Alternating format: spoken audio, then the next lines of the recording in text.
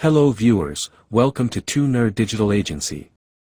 Have you ever tried to restore an old document but can't done it? Don't worry, today I will show you how to restore an old document into a clean layout by using Photoshop. As you can see an old document in my screen. Let's start restoring it. At first open the document in Photoshop.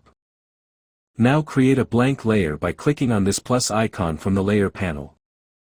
Select the background color to white, and fill the blank layer with background color. Move this layer down. Now select the old document layer, press Ctrl+T and make it straight and adjust the place on the middle. Go to the Select option, and select Color, select the document background by the eyedropper, click OK. Now press the Delete button. The background will be deleted.